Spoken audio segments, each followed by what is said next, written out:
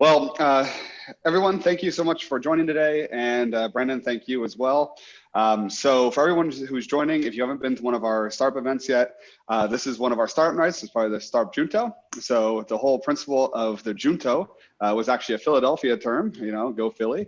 And it was by Benjamin Franklin. And basically what he did was he brought together founders from all over the city, all different walks of life, to basically talk about business, economics, social impact, everything that can basically be focused around mutual improvement of the city.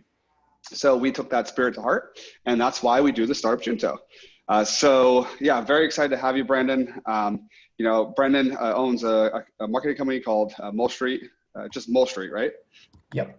Okay, cool. I want to get the branding right. It's named important. After the iconic Philadelphia street for all our Philadelphians out there.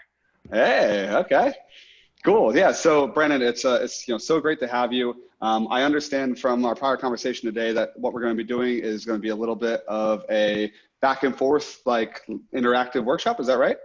Yeah, that's the plan. That's the plan. And again, not trying to be too strict about the process. I want to be able to serve the attendees. And for starters, how many folks we have with us today? I guess we got about 20 that have chimed in. Yep. Yeah. We have 20 online so far. So yeah, okay. It's a good turnout. And everybody corresponds through the chat when there's stuff that goes on in real time, right? Yeah, that's correct. Yeah, and that's a good point. So for everyone who's listening in, we want this to be as interactive as possible. So while Brendan's talking, right, if you guys have any questions, if it's a question that can be easily be answered from just one sentence, feel free to type it in. If you want to actually, jump on and speak, I think there's going to be some interactive, sessions we're going to be doing. Please let me know, right? Raise your hand, and I will actually, promote you to a panelist. That way we can turn on your video and you can actually participate as well. So, we can make this as dynamic as possible. Makes sense. And it looks like we got people tuned in all the way down from Myrtle Beach. I wish I was in Myrtle Beach. We actually have a client in Myrtle Beach, a beautiful part of the world, especially during COVID times. It's probably like super low key and beautiful, and I'll have to hear more about it.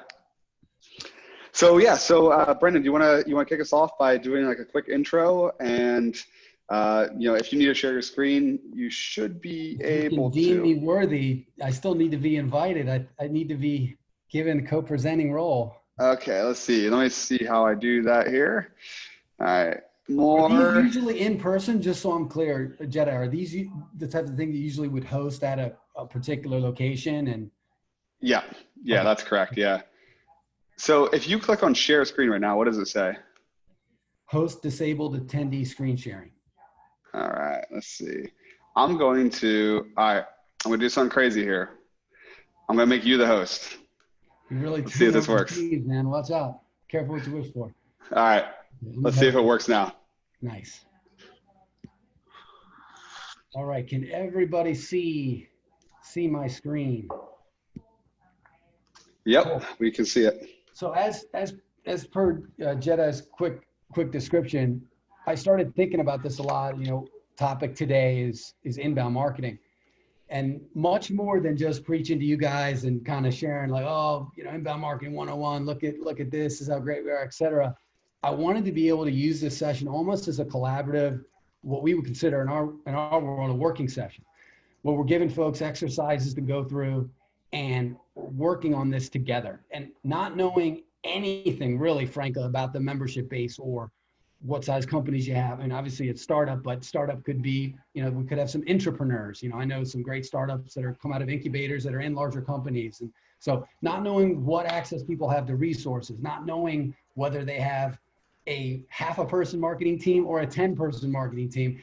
I wanted to use today's opportunity and talk to really click all the boxes and enable people to come away from this interaction learning something. And then the hope was, if you guys are up for it, that we actually can do a part 2 where we do an even deeper dive. But I didn't want to just breeze through stuff and create talking points. I wanted people to come away from this interaction like, wow, I actually learned something, and here's how I could use it tomorrow with my own team, whether I'm doing, you're doing it your own self as you build a proof of concept for your business, or you're passing it off to a marketing leader internally. So for starters, I'm Brendan Walsh. I'm with Molestreet. We founded in 2011. We're based in Center City. And full disclosure, Jedi is a strategic partner of ours, and OpenForge, we have a lot of respect for what they do as a company. And so that's really been the genesis of this, is that Jedi and I had an opportunity to collaborate on a project together, kind of had built a little bit of a romance, and then say, hey, what can we do to support each other? And he was kind enough to put up with me and introduce me to you guys. So thanks for having me. I really appreciate it. I've lived in Philadelphia for 20 years, went to Temple University, live in Center City, huge fan of the city, huge fan of what Philly stands for, and kudos to you guys for this Junto. Has anybody, before we get started, has anybody heard of the bike company that's based in Philly called Junto? Are folks familiar with that? I have not. Where's that based out of? Super cool. I believe they're in Fishtown, if not Northern Liberties, but I'm sure folks have heard of them. They're an electric bike manufacturer, and they're based in Philly, and they're called Junto. So maybe we can have them host next time. Yeah. Super cool guys, and the folks behind it are serial entrepreneurs and stuff. So who knows? That might be a good topic for a Junto. Yeah, I would dig it. Cool. Do they have the big warehouse? Is that that company? I don't know. I've never been to their headquarters. I've actually pitched them before, and knew one of our clients used to work for or had them as a client or something. So I had known about them. And they're a really cool, innovative electric. I believe they're electric bike company. So, but again, a little bit more about Molestreet, because it helps provide context of what we're talking about. But Molestreet, there's a lot of marketing firms out there. There's a lot of branding agencies. Marketing is such a broad term these days. Our specialty really is inbound marketing, and with that content. Founded in 2011, we call ourselves a marketing consultancy and solutions provider. We're really trying to focus on the stuff that works. You know what I mean? And under that really goes strategy, content, engagement. What does engagement mean? Well, it depends on the client. Website design development, you guys know what that is. Marketing automation, we're a HubSpot partner. There's lots of other marketing automation tools out there. We love HubSpot. We've been in the space for a long time, and for us, it's best in class. But when it comes to tactics that we use all the time for and on behalf of our clients, it's doing the keyword research, training our clients, making sure they don't just see us as a done-for-you model, but empowering them to really get more out of an internal team. Competitive analysis, working with HubSpot, conversion optimization, and content amplification. That's a great segue into the topic today, which is inbound marketing. Well, what are we going to really learn today in this what we're calling part one? Well, what really is inbound? What does it mean? Why does it matter? We're going to do a little exercise with that. We're going to talk about personas. We're going to do a little mini exercise with that. And then we're going to, I'd say the big outcomes, like what's the deliverable of today's meeting? Well, the deliverable is going to be coming away from this interaction with everybody on the call saying, hey, I've got an editorial mission statement. And you're going to learn more about what an editorial mission statement is, but that's going to be the key takeaway, right? And out of that is going to be some additional conversations, but how we use that in our content outlines, how we use that in our amplification strategy for the content that we create with inbound at its core, growth hacking tips, and some marketing automation basics. So that's what we're going to broadly talk about today. No commentary about inbound marketing would be properly presented without really defining it. And again, not knowing how much folks know, but about this industry or about inbound, but it's truly the process of attracting attention of prospects via content creation before they're even ready to buy. So it's one of the best, most cost-effective ways to convert strangers into customers and promoters of your business. Now, why do I think this topic, and why was it something that Jedi agreed on would be valuable for the folks attending this? Well, if this is the startup Junto, there may be people that are pre-revenue. There may be people that are raising money. There are still folks getting that MVP, right? Well, what better time to start talking about your business idea and creating waves than at this point in their stage of growth. And if you're thinking about good content for whatever audience that you're trying to attract as a customer base, maybe it's an investor. Maybe you're trying to attract investors to help you grow this business. They're an audience. They're a user persona. They have issues too that they need solved for, right? Maybe it's, okay, well, what's the what's the model? What's the business model? How do you explain that? What's your methodology? Who's on your team? What's their background? You name it. Content goes across the board. But inbound at its core is creating content that your user personas will find valuable, and they find you on their own. A great example could be, Jedi. I know you attend a lot of networking events in the city. That's where we initially met, I believe, at a technology meetup, right? Yep. With so many events, either A, not happening, or B, going online, how would you and I have met if that event didn't happen? Yeah. That's a good question, right? I mean, and that's an interesting question, especially, in this day and age, because, part of me thinks to myself, okay, yeah, when all this, blows over or changes back to some semblance of what it used to be, right? How many events will I go to? But then on the other hand, I think to myself, wow, a lot of work has been more effective, working from home. And yeah, so I'd be really curious, as you go through this presentation, to see kind of how that ties in. Yeah, and it's super valuable even for our company. The genesis of our own business was through live events in the early days, doing experiential festivals, attending this stuff. Yeah. I've relocated to Virginia for the summer, and how can I stay connected to the business community? Well, it's through being part of virtual events like this, will certainly take place, but it's also through content, through social media, through LinkedIn, whatever it is, whatever the channels are, right? And that's the key. For other business cases, at the end of the day, if you're growing your business through paid ads on Google or the other search engines, there's some pretty clear data about it, right? Look, at the end of the day, 71% to 92% of all traffic is really capturing and converted on that first page of Google. So if you're on page 7, if you're the best app developer in the world, but nobody knows it, how are they going to find you? If they don't know a former client, if they don't meet you through a strategic partner, how are they going to stumble upon you, right? The second page in Google has a click-through rate of 6%. Ooh, so, if we're going to be out there, might as well be on page 1, right? Or at least trying to get and building momentum around it.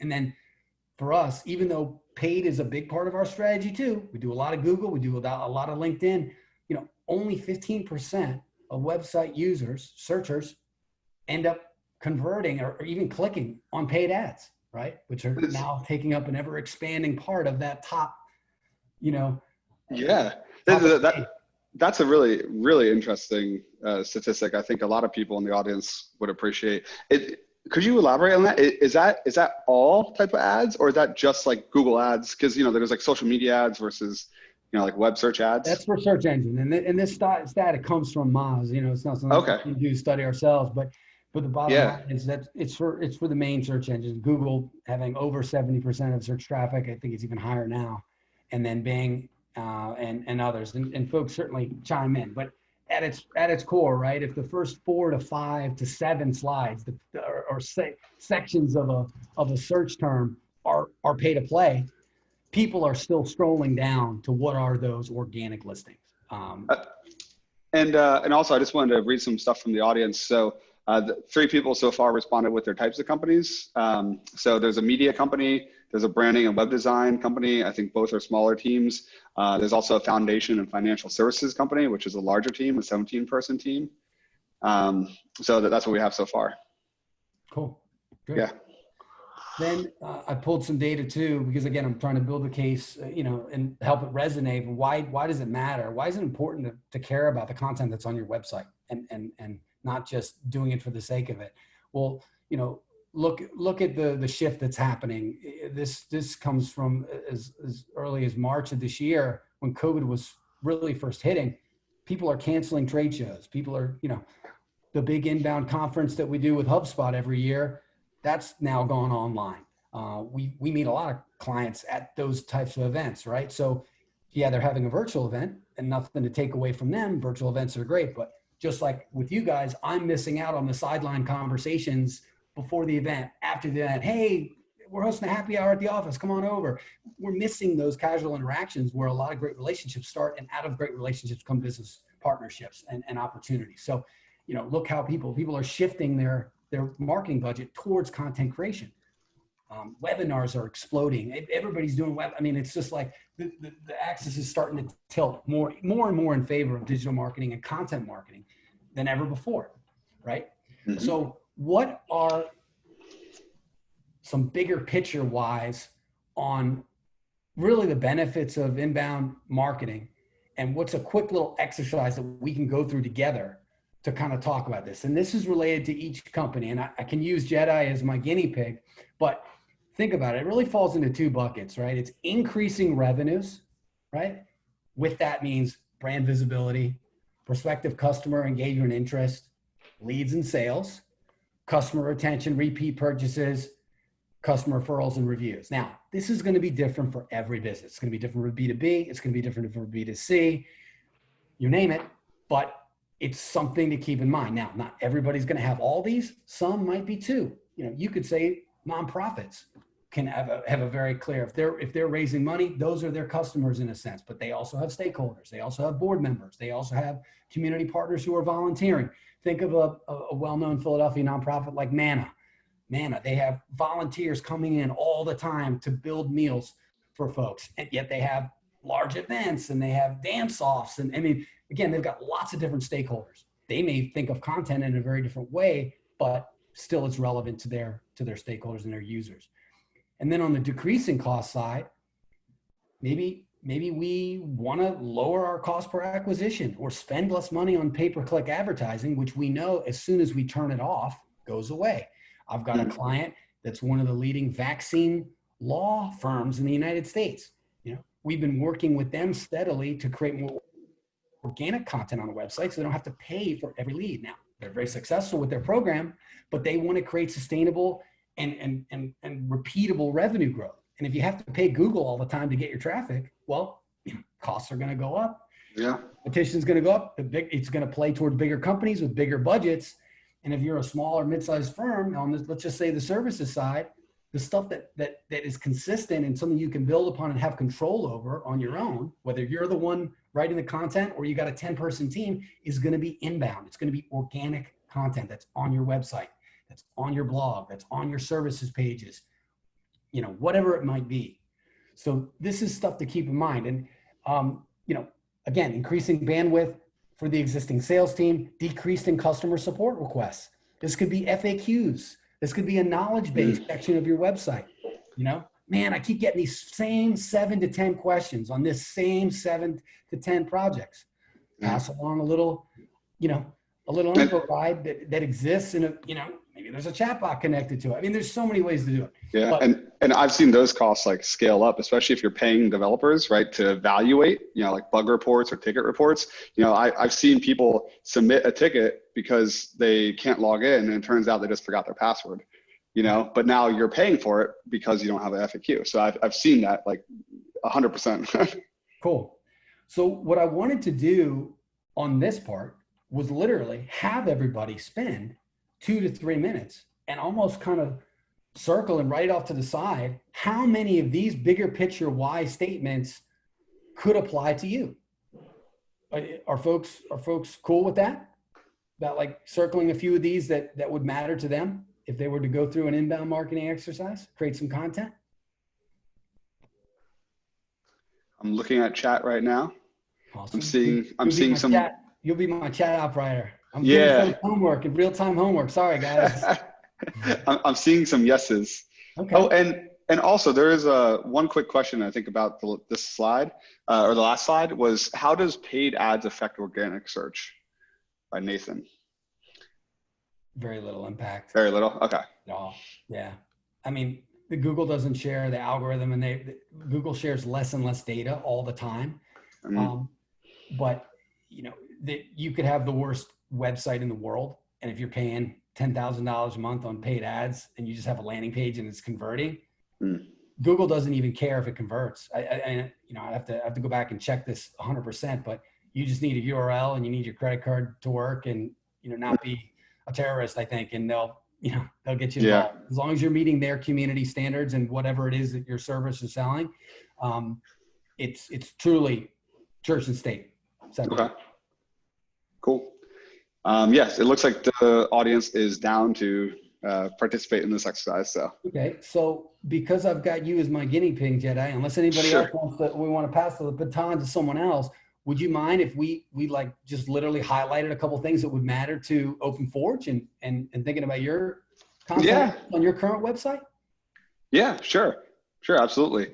And if anyone does want to come on and also participate in this, like please post in chat right now, and we can make you guys a co-presenter so you can put your video on. But yeah, we can go through and start with me. Sure. Start with OpenForge. So what are some of the things that are on this list would matter to you as a founder, CEO, and somebody who's got a fast growing business that's well respected?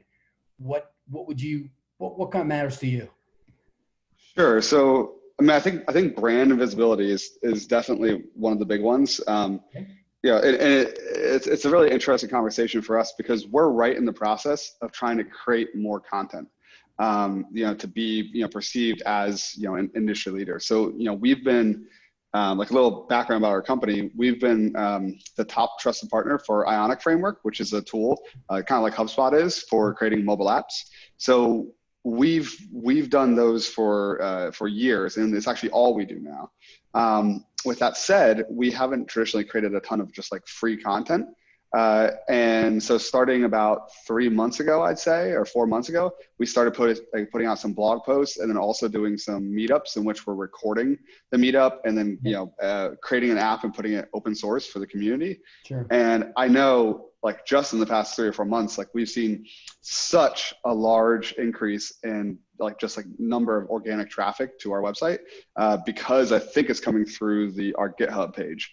So, we just kind of put like content out there. We said, hey, here's how you do this, right? And I think if you answer the how, then people know that you are an expert in that. And that's helped a lot. Yeah, and it's interesting because I did do a quick little audit of your site using one of the tools I'm going to share with at the end. And I'm not going to go into the bus, but I did notice that you had traffic growth. I couldn't remember when it started. It might have been 2019, or maybe you launched a new website. But it's interesting, the data doesn't lie. You can see when folks start making, even if it's small incremental changes, adding more copy to a page, adding a video to their homepage, little things like that. We call this under the kind of the side of the growth hacks, right? Yeah, totally. What can we be doing to get Google's attention?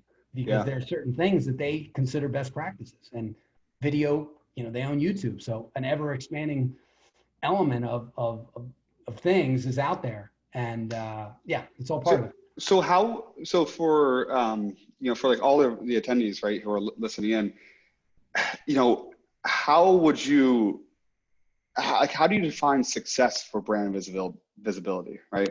Or even, starting out, like, how do they determine if their current brand visibility is good?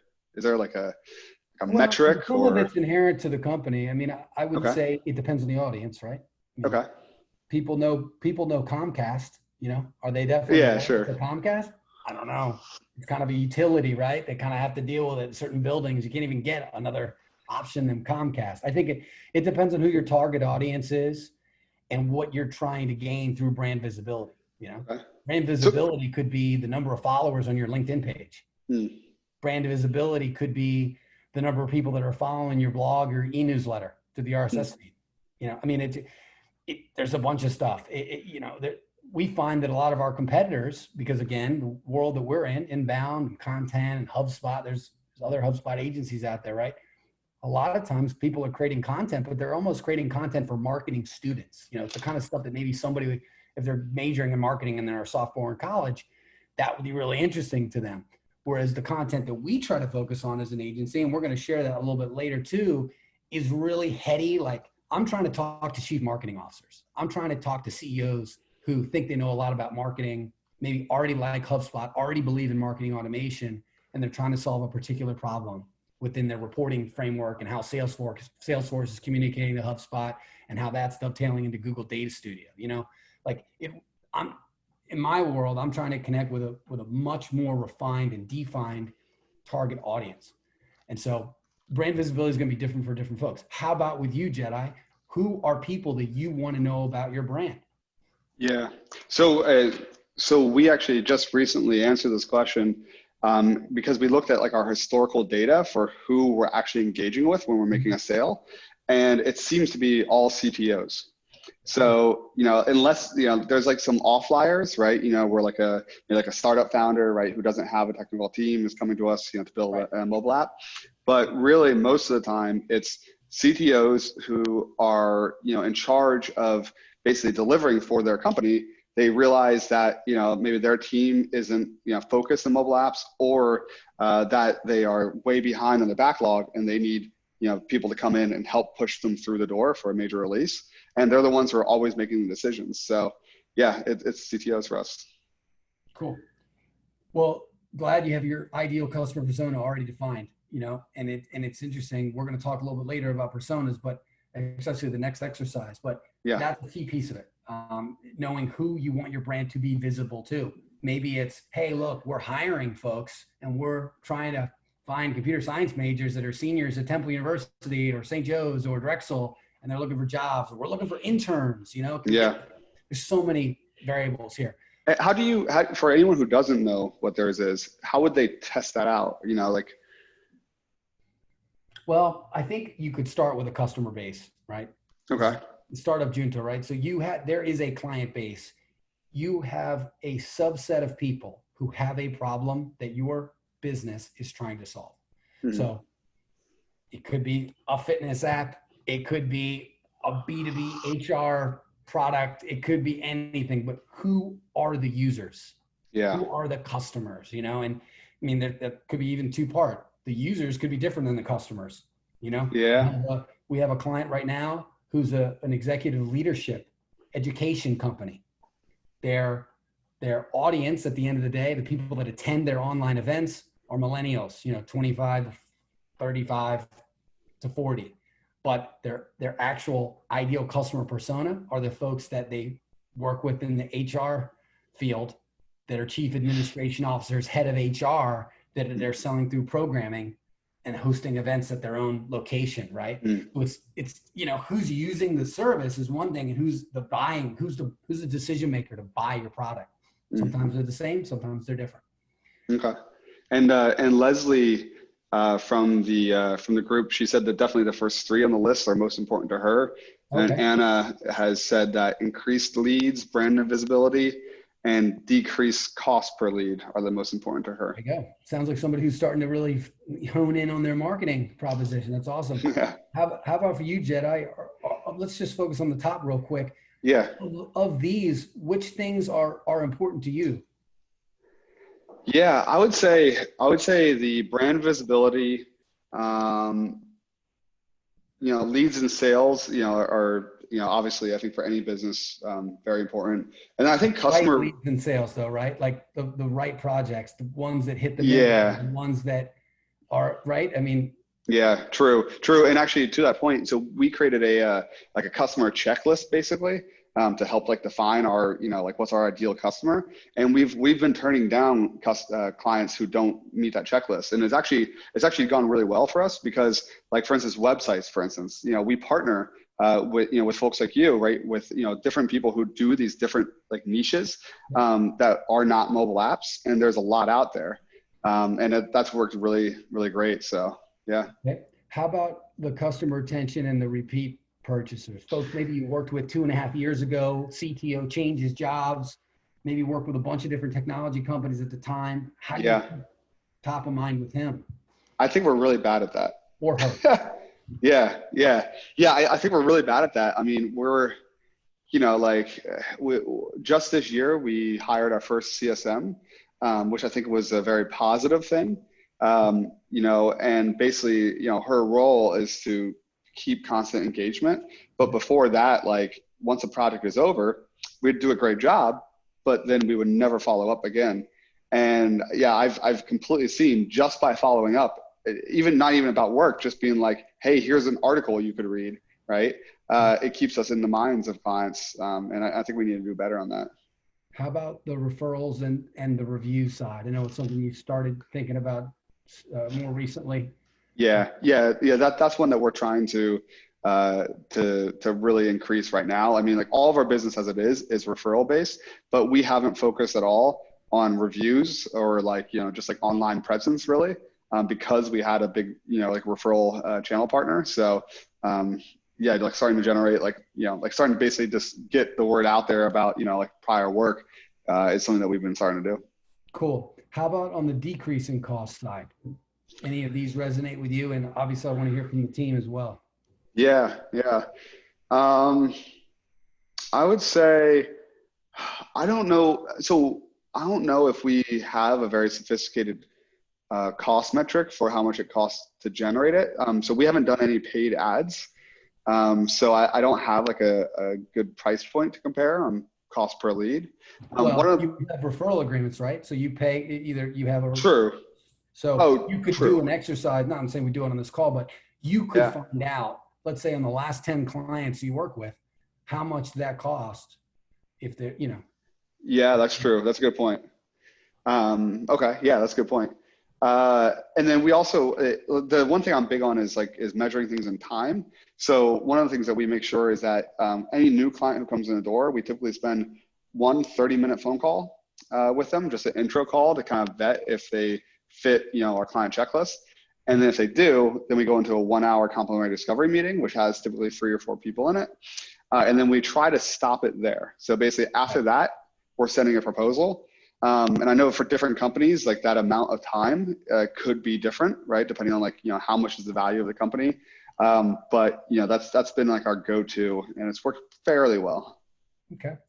So decreasing costs maybe aren't as top of mind for you near term, but for many folks, they might be in an environment, in a pay-per-click environment, or in another type of environment where they've got a sales admin, they're doing research, they have an appointment setting agency that's helping them, send large scale e-blasts. Who knows how folks are selling a product and how they're getting leads, but buying lists. I mean, there's so many different things out there. Yeah. We see this come up a lot with our clients, increased bandwidth of existing sales team. And this may not be, I'll just put this in orange because it's not necessarily for you, but this comes up a lot with people.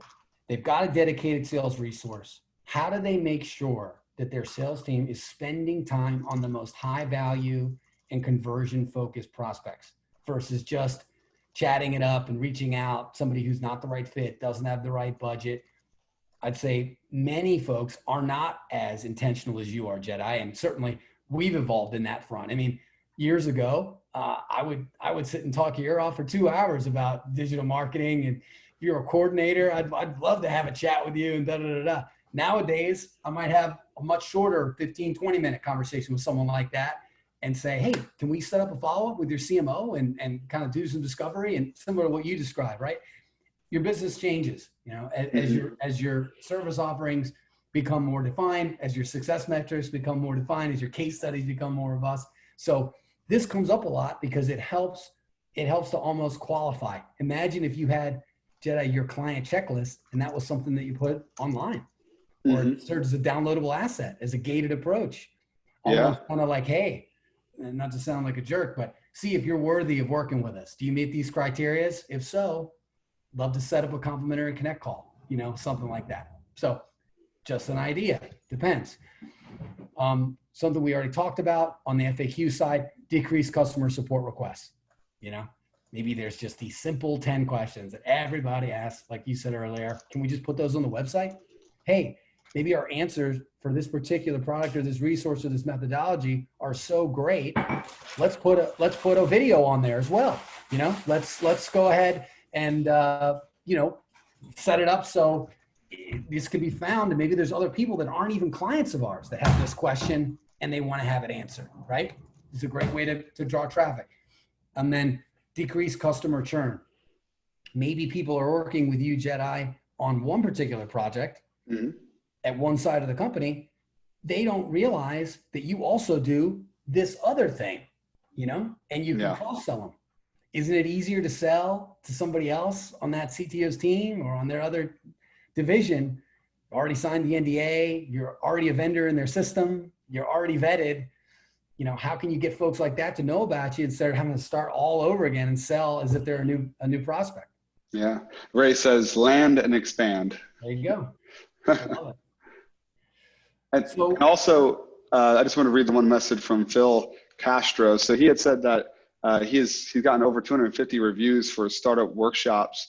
And the more you have, he's found the faster the guard goes down. But for his other company, which is a SaaS-based product, he's trying to figure out the churn, and that's important because of decreasing the costs.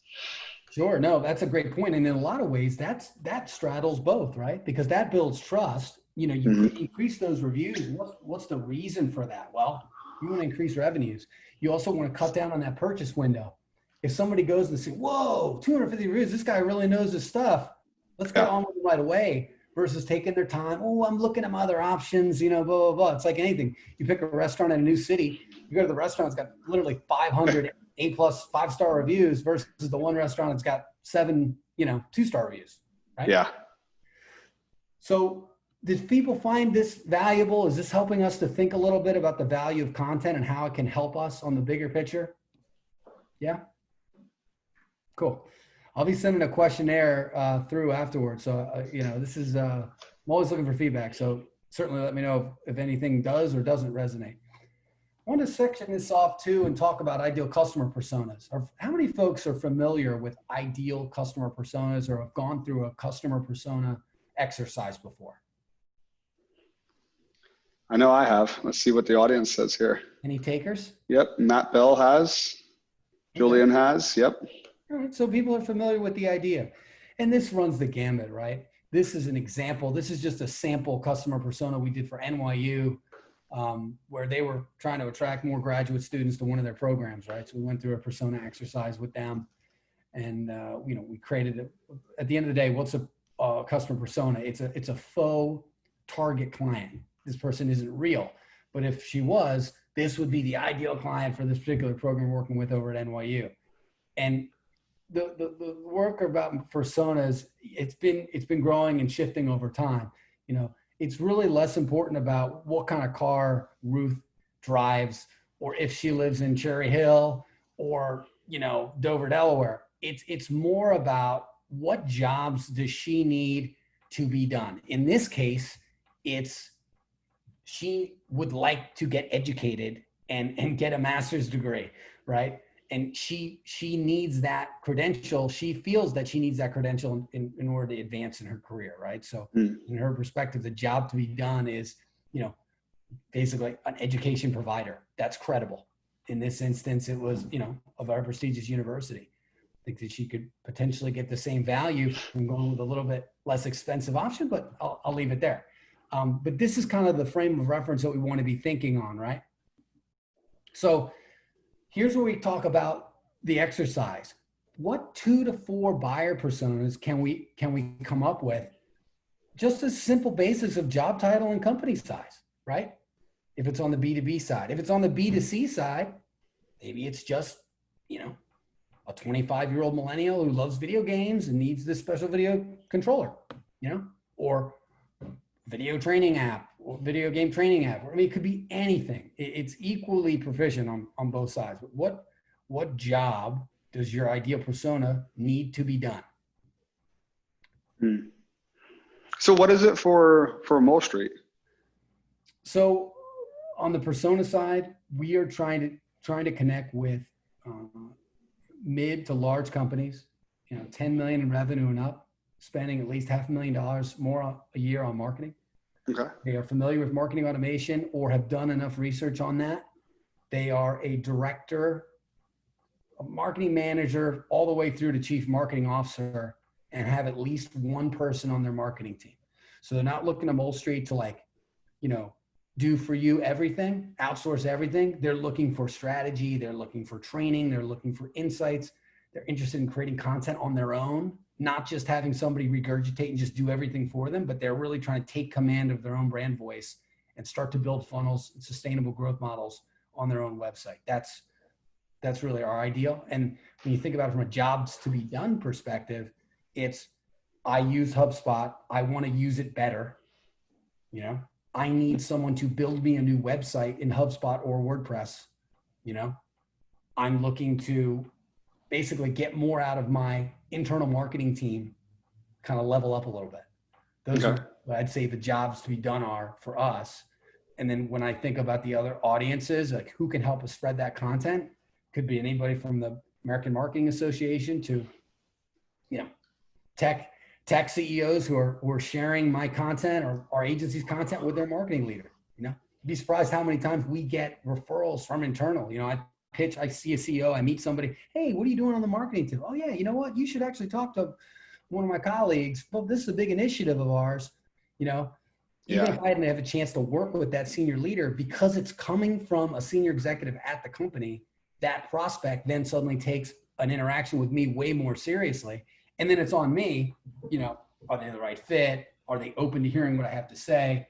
You know, how about you, Jedi? What would be a user persona of a decision maker that's ready to contract with you guys and kick off next week?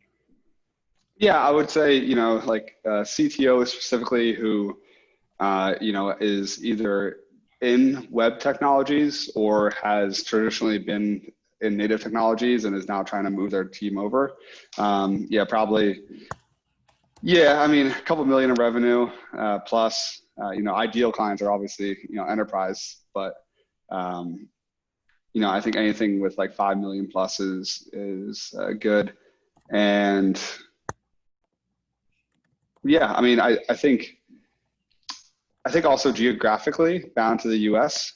Because we're HIPAA compliant, so we have a lot of clients in the healthcare industry. So I'd factor that in as well. Got it. And quickly, and I'm just going to highlight this stuff for folks. Yeah, sure. What jobs do they actually need done, and what is Open Forge going to do for them? Yeah, so typically we're creating the mobile application and then handing it off to their team. That's the ideal situation. And not just the development, but the UX, the UI, everything. Yep. How about the testing, soup to nuts, like from 0 to 100, launch, QA, everything? Yeah, exactly, right? Because, you know, these companies will have a choice, right? They can either, you know, spend 6 months to 9 months putting together the team to do it, right? And then, or in trying to build it in-house, even if they have their own team who doesn't specialize. Or they can pay us, you know, anywhere between 100 to 250 grand, and then we'll do it in 2 months, you know? So it's save you they can save themselves a lot of pain. Yep, and money too, when you factor in the cost of salaries and the time, you know, that takes as well. And 1 second here, we have automation. Oh, okay, cool. And I'm sorry, never mind. They were just responding to another thing. Now, Ray Antonino, I hope I'm saying that right, has said that his ideal customer is project managers that work for construction companies with a high volume of disparate work locations. Okay.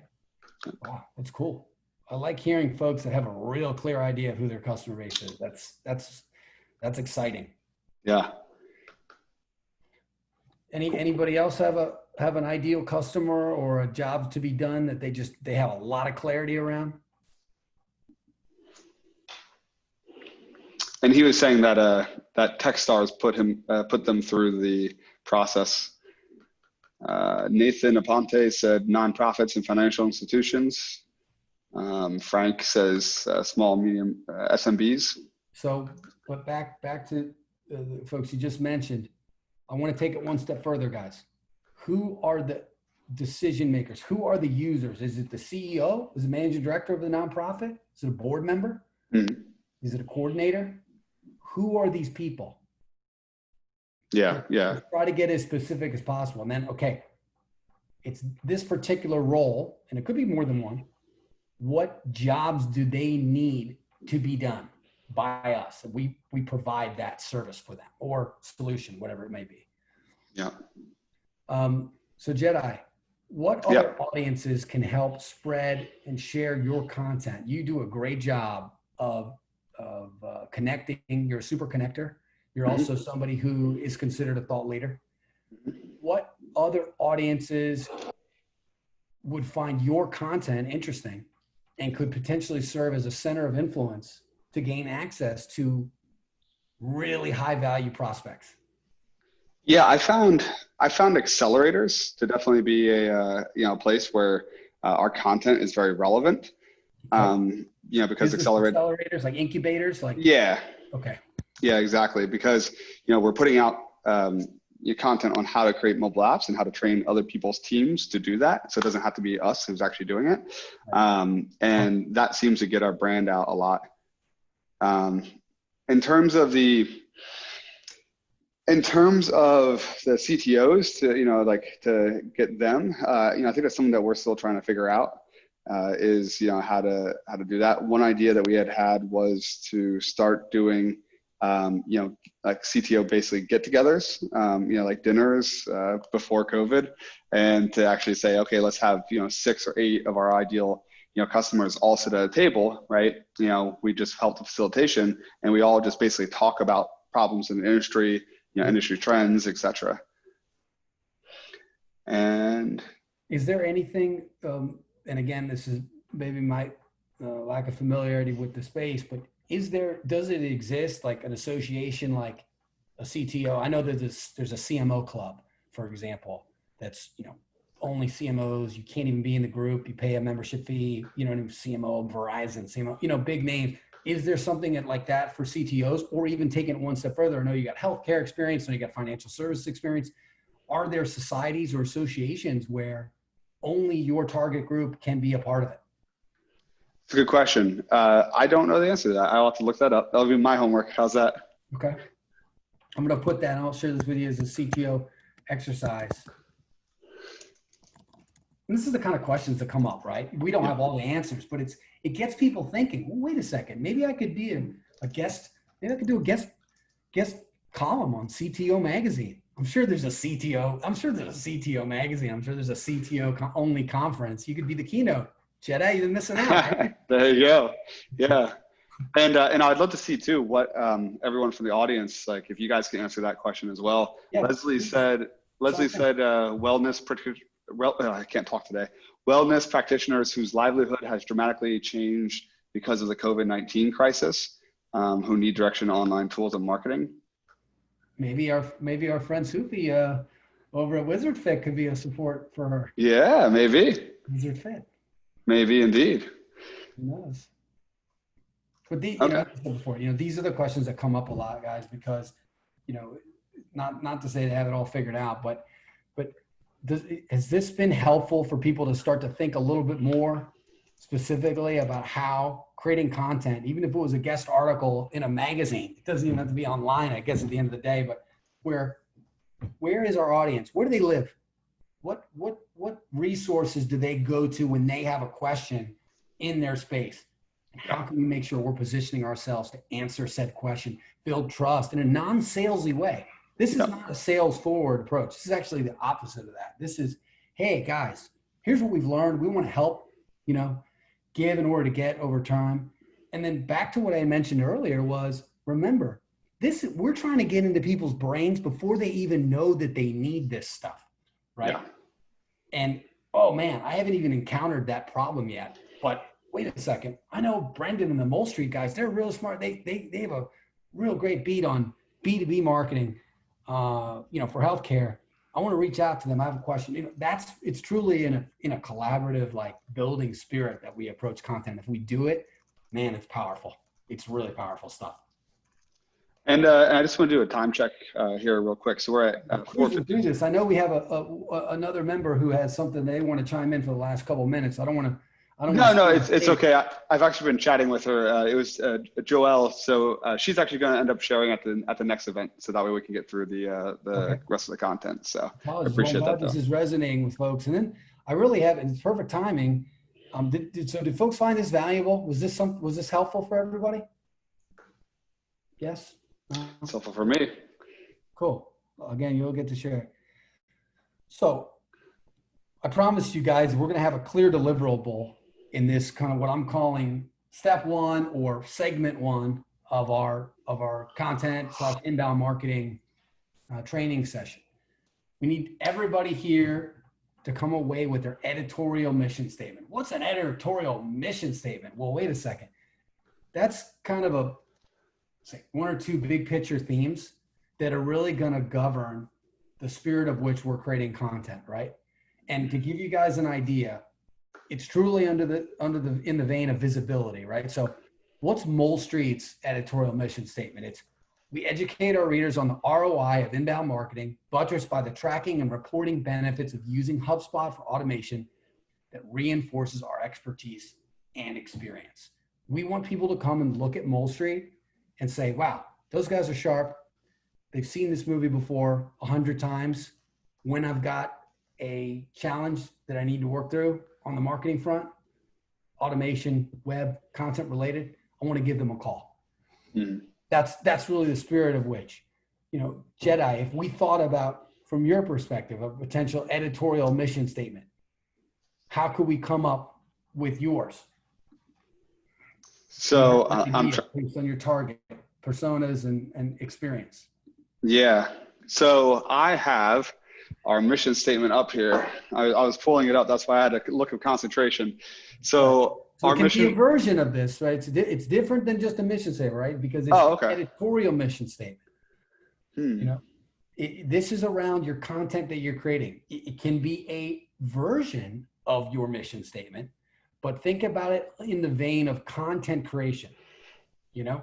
What are you trying to do? What are you trying to educate people on? How do you want to be perceived from a content perspective? Not from necessarily the work, but content that you create on your channels. Yeah, totally. And so our mission statement that we created was, our mission is to empower business through mobile technology, shared knowledge, collaboration, and education. Okay. So basically, your mission statement even has this as a part of it, share knowledge. Yeah, because that's actually why we created it. That's why our name is OpenForge. The open is for open source contributions, right? So yeah, we wanted that to be like core to our company. And if anyone wants to post theirs, if you guys already have yours, please do, and I can read them out loud. Absolutely. And I don't want to do it. Do you think we could try to finish a draft version of yours? Yeah, sure. Share half it. It's to share knowledge. Yeah, sure. So to share knowledge to empower businesses through mobile technology.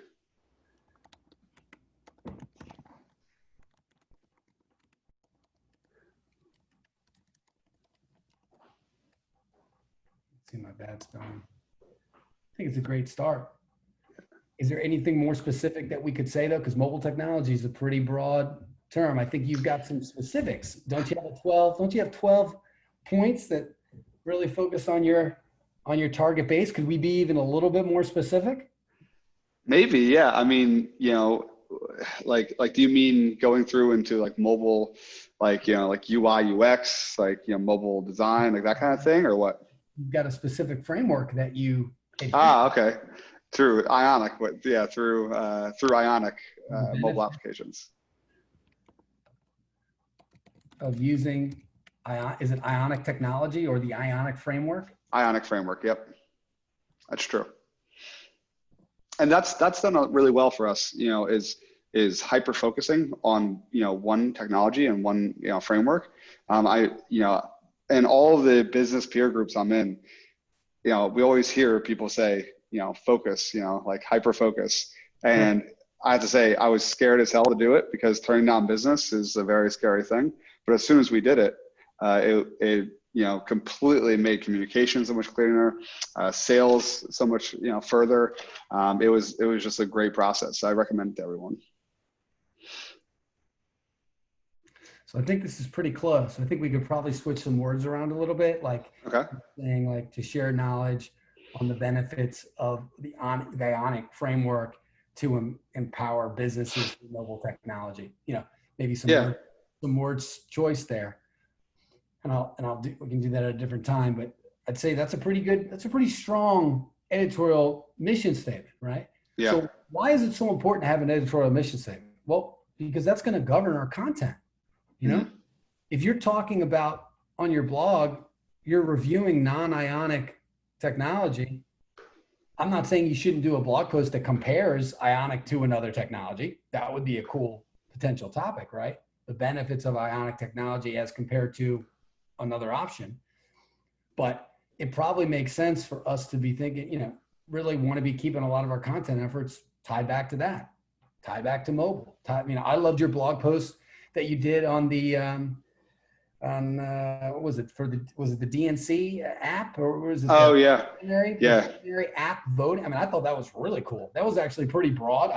I liked it a lot, and we're not a mobile app company, so we partner with you. But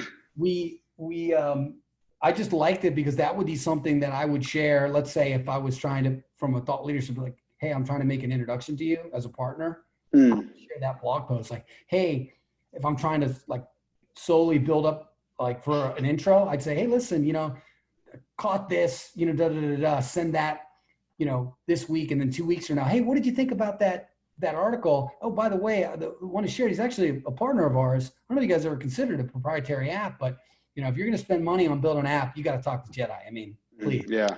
Yeah. And so one question I could see a lot of people from the audience having is how do you judge when to post content to your own website versus when to do like a guest blog post?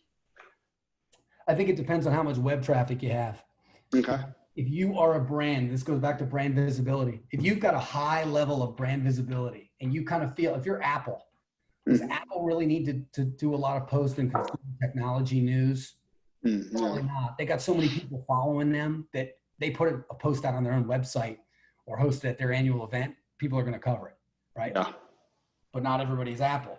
If you've got 50 people coming to your website and none of them are qualified traffic and you don't have any momentum yet, then you may get way outsized impact from partnering with a particular association, a particular medium, guest blogging on Forbes, Entrepreneur Council, whatever. It just depends on the audience, depends on your web traffic, depends on, literally who you trying. Yeah. Okay. And how do you recommend reaching out to those, places, those external sites?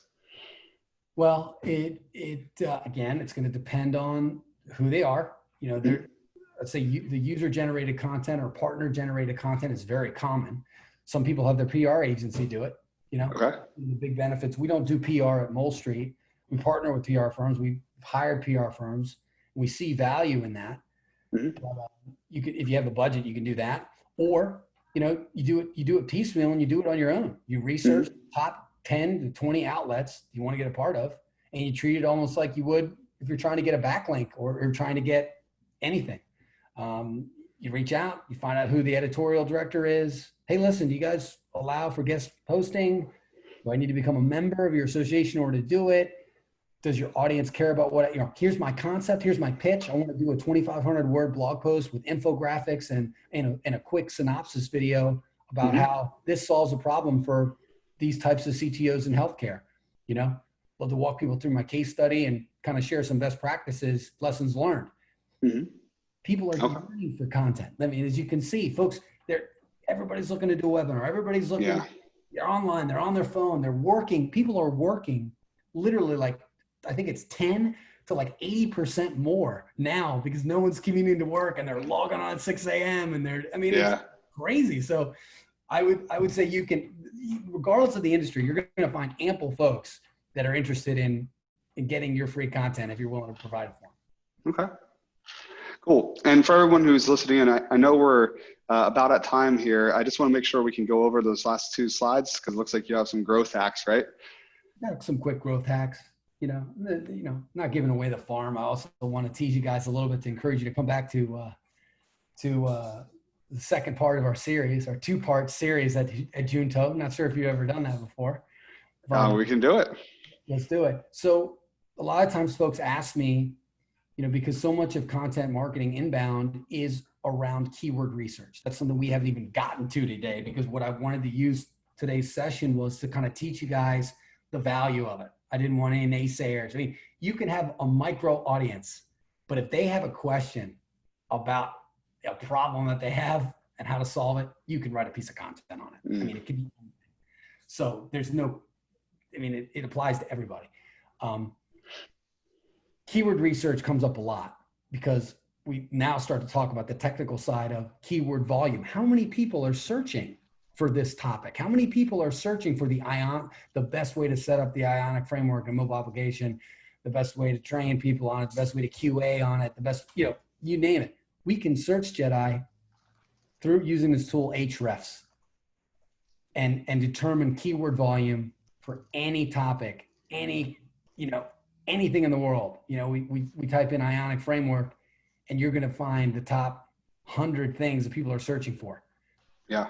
And then we use it like a math. It's like an equation. It's like a formula. Who are the top 10 ranking sites for this right now? I would imagine Ionic would rank highly for their own framework. So their website. Yeah. I hope so. In some cases, it's like me, right? HubSpot's our partner. We're a HubSpot partner agency. HubSpot's kind of got the first couple entries locked up in a lot of ways.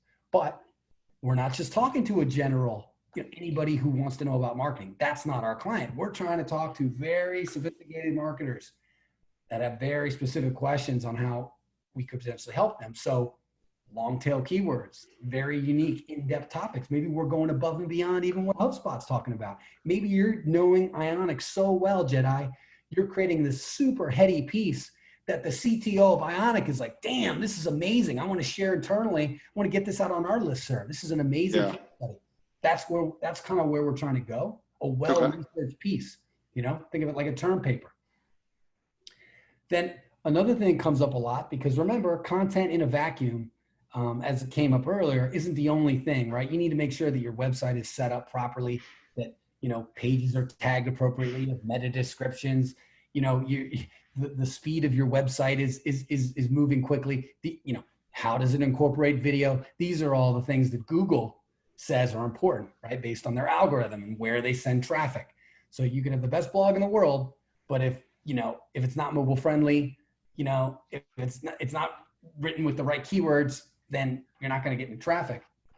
I use websitegrader.com, which is a tool that's kind of a very baseline web auditing tool. It's free. And you can basically check your website out right now using that tool and see if you have any things you want to clean up. So, cool. And then another quick thing around Google Analytics. You guys are, I'm sure, very familiar with Google Analytics, putting that tracker on your website. Some folks haven't heard of Google Search Console. So Google Analytics is great to kind of track, basically how many people are coming to your website. Google Search Console is another free tool that helps. It's kind of a level up from Google Analytics. It actually helps you determine where people are finding your website, what pieces of content they're finding, what are those pathways? And it starts to help us to think about, hey, what are the referring domains? What websites are we listed on? Is it testimonial? A case study? Is it a partner? And we're starting to think now about backlinking and then subsequently internal linking structure on our website, making sure that our case study page is connected to our blog page, is connected to our services page. This is the type of thing that Google wants to see. Think of your website, you're trying to create a mini Wikipedia. You search World War II, every single battle of World War II, every single country. What was Argentina doing in World War II? It's all this web of connectivity, right? And that's how we want your website to be for your target audience. You want them to go there eventually and just have every question on your topic and your expertise answered right there on their site.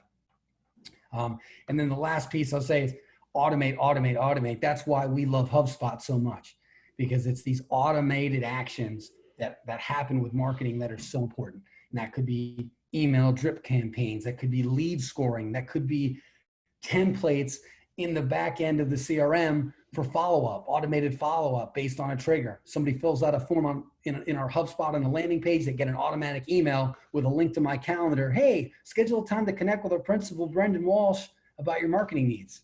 Oh, and by the way, they've already filled out a form. They've told me what kind of marketing budget they have.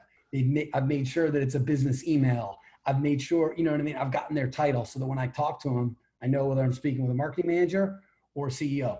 So these are all things that can be automated in HubSpot. Just makes things move more quickly and just helps you scale more, faster, which is hopefully what we want startup founders to be a part of, right? Yeah. And then, what we're going to talk about in the future, if I'm lucky enough to come back and you guys deem me worthy, we're going to dig deeper on keyword research. We're going to actually select a piece of content, a topic. We're going to dig in deep to Jedi's website and see if there's a potential topic on the Ionic framework that we can pick and see, help him rank for some organic traffic. We're going to build an outline.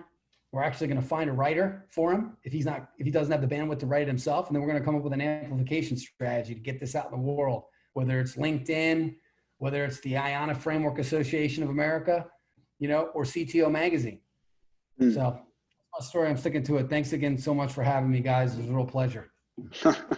No, thank you, Brendan. And I mean, a bunch of people I'm looking on the chat, are thanking you a lot. I know some people are asking if the slides are going to be available. Will you be willing to share these afterwards?